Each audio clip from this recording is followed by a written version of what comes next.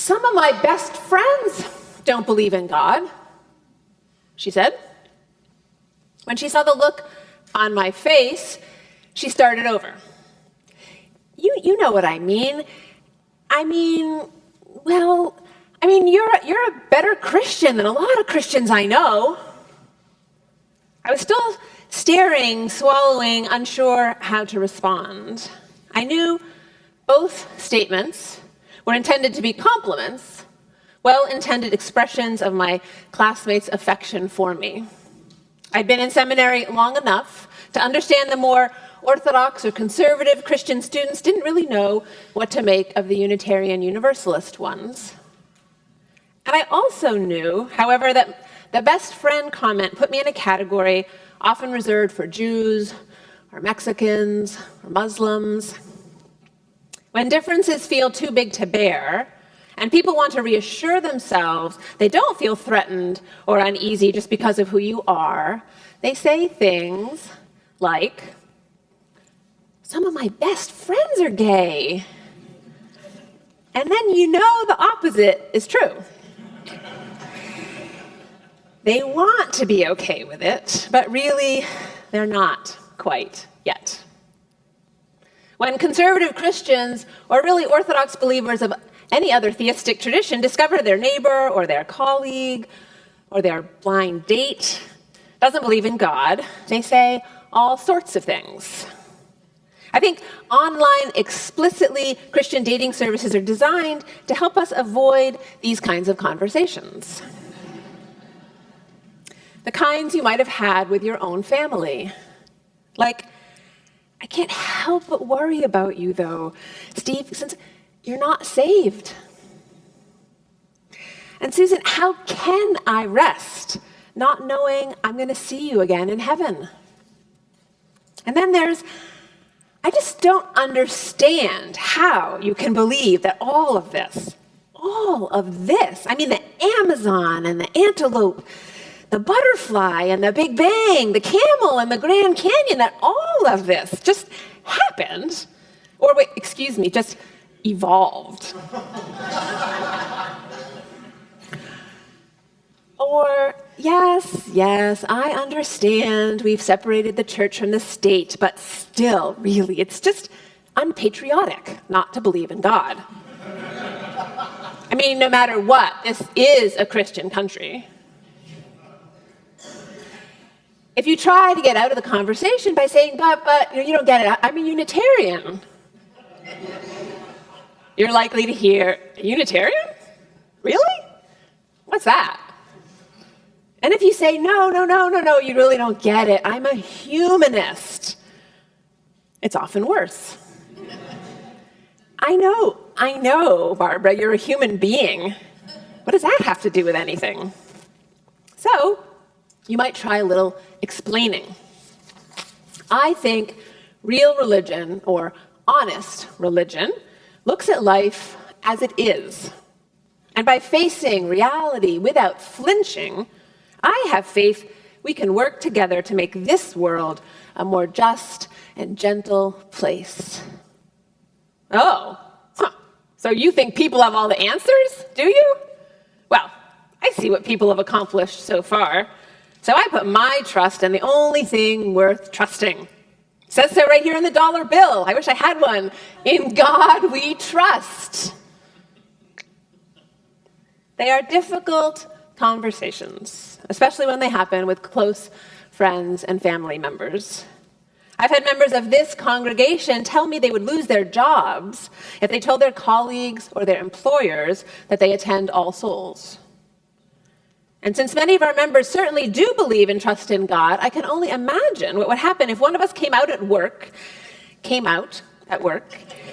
and in a fit of frustration said something like, "I'm an atheist," or "I'm a heathen," or God forbid, "I'm an unbeliever," which are all names and misnomers for what I want to talk about this morning, which is being a humanist. If we've been debating what it means to be a Christian since Jesus lived and died, and we have been, we've been arguing about what qualifies as real religion and what it means to have faith for even longer.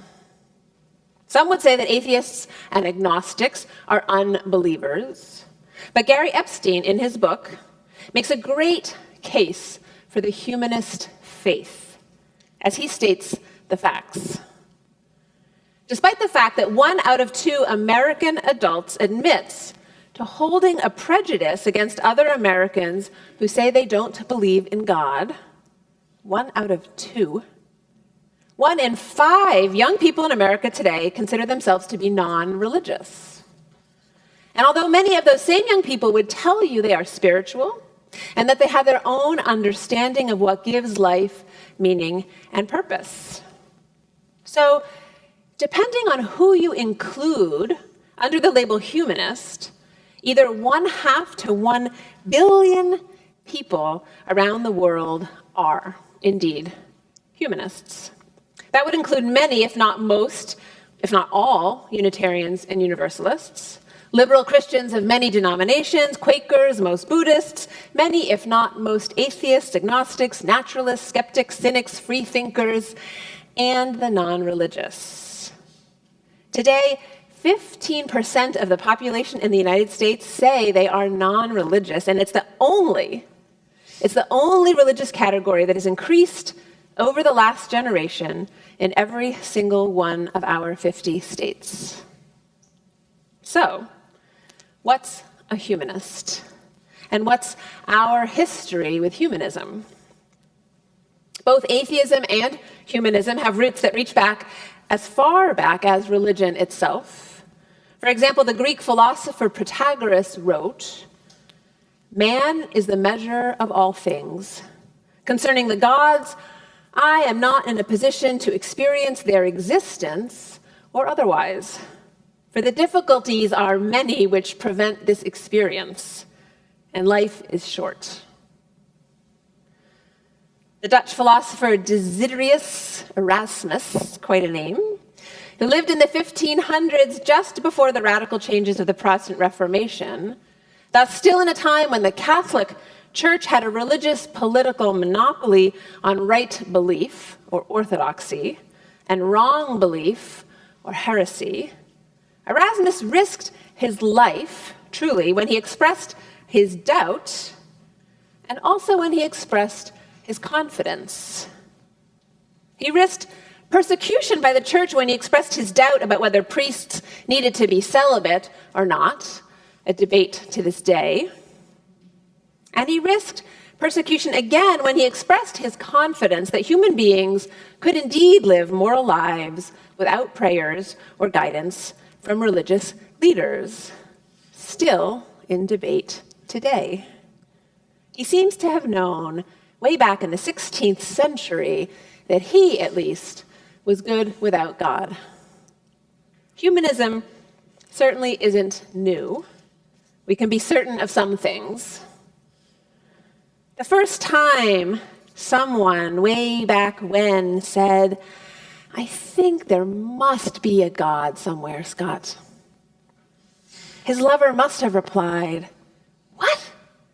Are you crazy? There's no God anywhere around here. Just look at this mess we're in." But humanist ideals have helped ground our first experiments with democracy in Greek city-states. And humanist principles were rapidly recognized and reinforced both by the radical changes of the Protestant Reformation and by the theory and philosophy of rights which emerged during the Enlightenment. During the Protestant Reformation, so here's a little religious history review this morning, Luther and Calvin insisted that the Catholic hierarchy had no special right or skill to interpret the scriptures. And since more and more people suddenly had access to the scriptures themselves, thanks to Gutenberg and the printing press, the church began to splinter into schisms, and the number of Christian sects began to multiply. We see the results of that reformation today.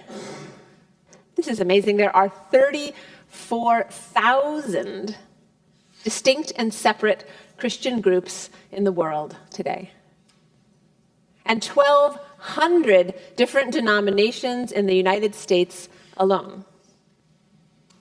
But if you think back when the schisms were just beginning and competing sects began to emerge, it became clear that in this new world, none could claim, or at least not easily maintain, a preferred position or place of power and influence with the king or queen.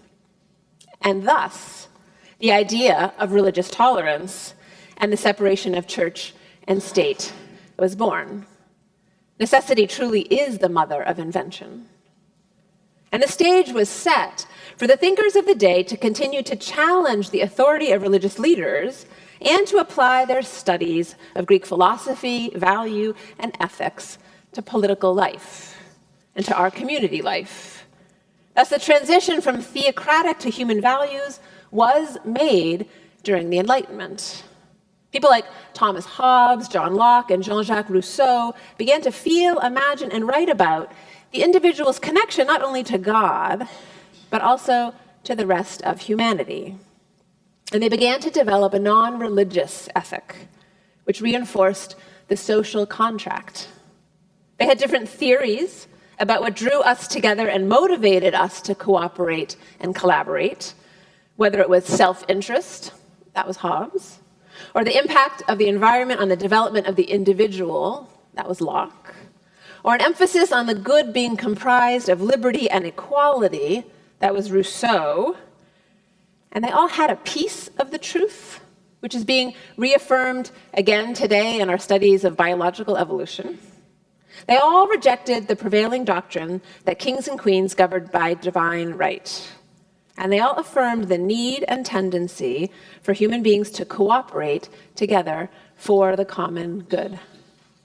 They affirmed, as we do today, that our understanding of rights and our capacity to distinguish what is right from what is wrong doesn't come from God at all, but from human experience, especially from our experiences of injustice.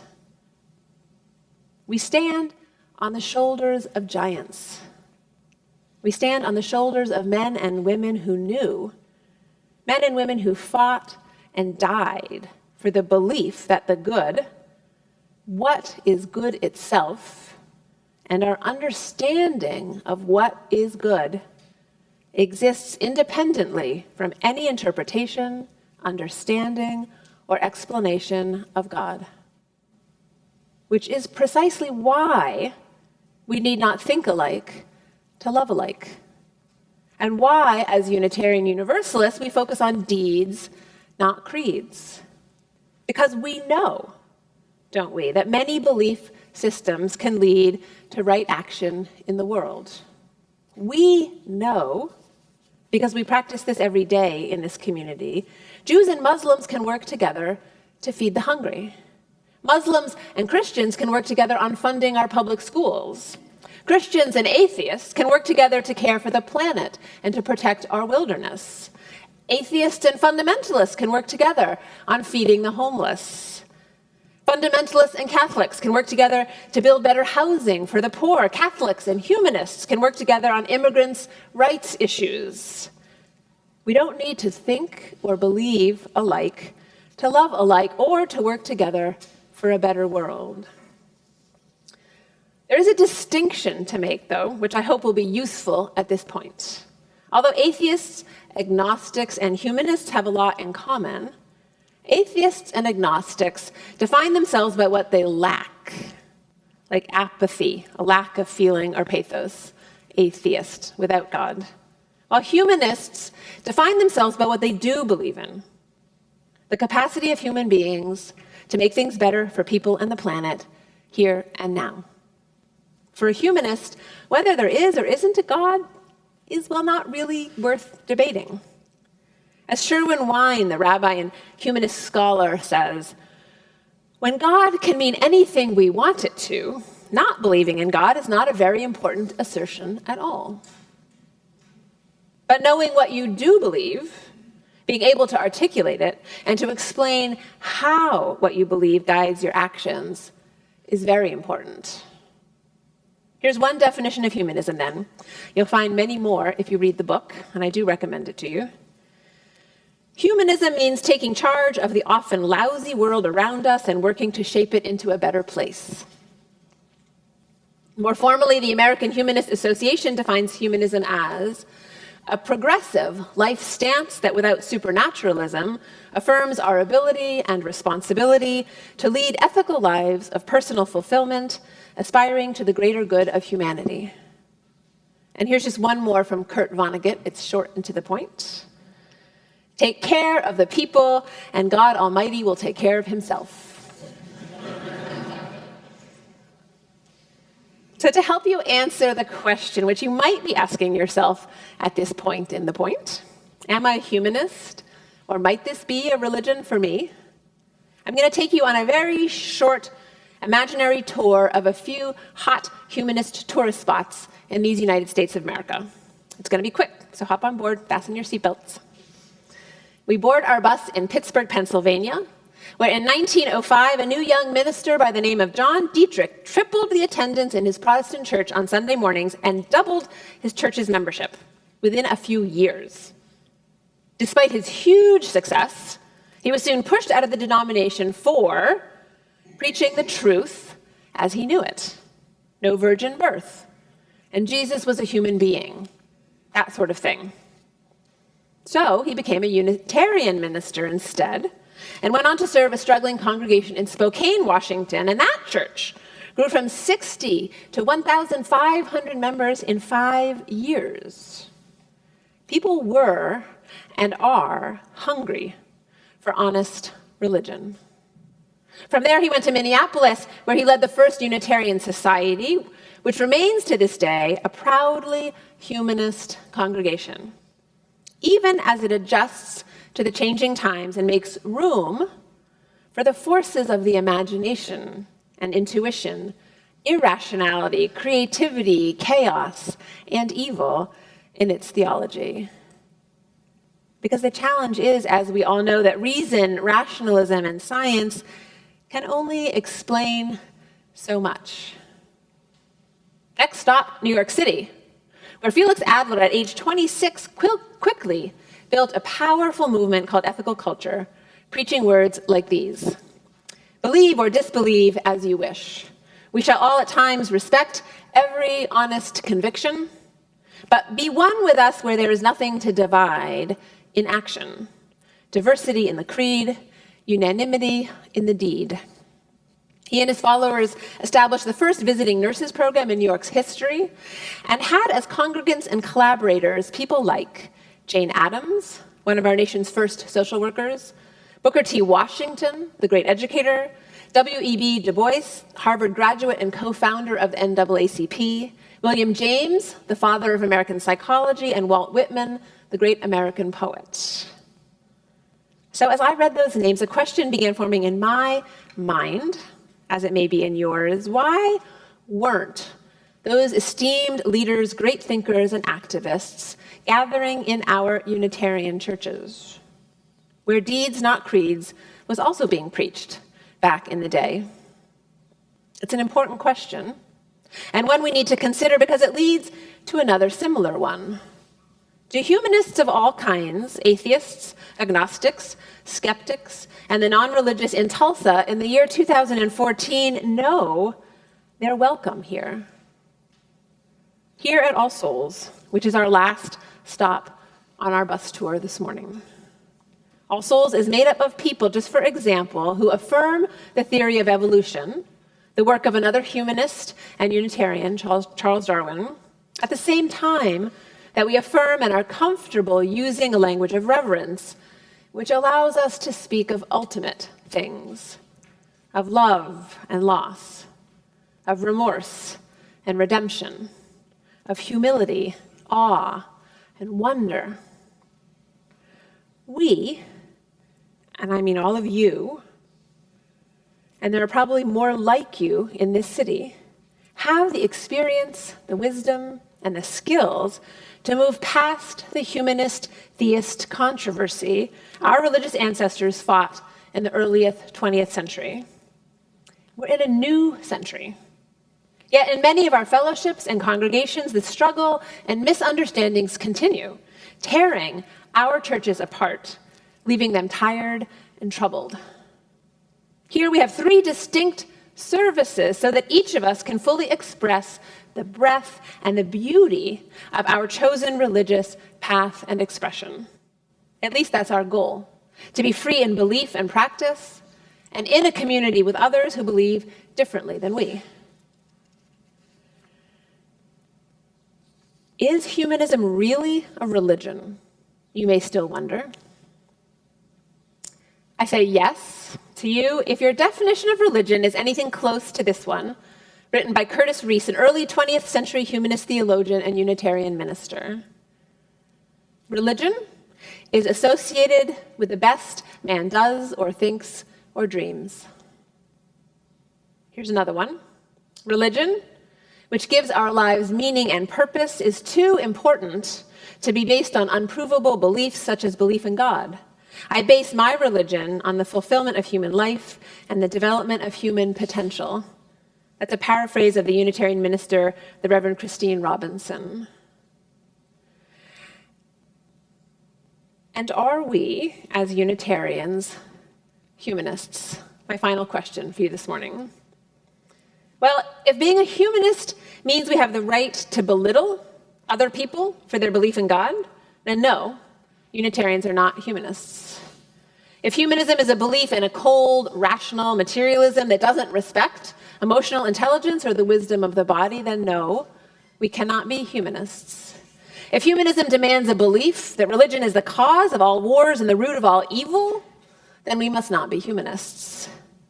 If humanism believes believing that, as Sam Harris has said, science must destroy religion, and even religious moderates are mere failed extremists, I think he's naming a few of us, then count me out. Or if it means, as documentary filmmaker Bill Mayer said, for humanity to live, religion must die, then I am not a humanist. If humanism means being rational, cold, elitist, snobbish, intellectually driven, and individualistic, and we have been all those things in the past in our movement, then we must leave humanism behind. If humanism is all head, I don't want any part of it. But this is no longer, and this can no longer be, a war between religious and secular America.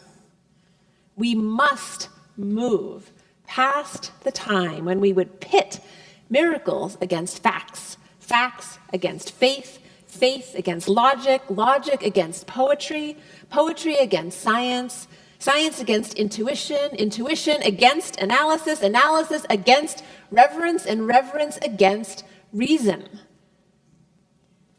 Instead, the new humanism must be, and more often it is, a healthy affirmation that human beings can know and have always known what is good with and without God.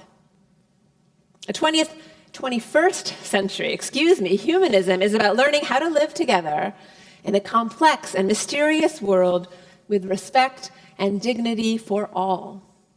So, if being a humanist means being fully committed to making this life as good as it possibly can be for as many people as possible, then I am a proud humanist. If it means being willing to give back to others in equal measure to what I've been given, count me in. If it means feeling awe at the stars in the sky at night and being inspired by the greening of the grass in springtime, then I think we are all humanists, aren't we? If being a humanist means I am committed to religious literacy and interfaith cooperation, then I'm a humanist. If it means trusting and relying on each other to make a difference in our lives and the lives of others, here and now, then we Unitarians are humanists indeed. If it means serving humanity's highest ideals, then don't you want to yell out yes? If it means being progressive, and that we accept the responsibility to help each other make progress toward a world that will be fairer, more just, and more loving, then Unitarians are humanists. If the foundation of humanist belief is that each and every person and every family deserves the same respect, so single parents, gay, lesbian, bisexual, and transgender parents, intercultural, interracial, and interfaith couples are all equal because all our families are made of human beings, no matter what God they do or don't believe in, then Unitarians are most definitely humanists. If being a humanist means we have a commitment to become the best human beings we can be, to develop our capacity to receive and to give love, then we are a humanist community, all of us. If humanism has a heart, I'm in. I hope you're in too. Because godlessness doesn't scare me, and goodness and godlessness go very well together, as it has been and ever shall be.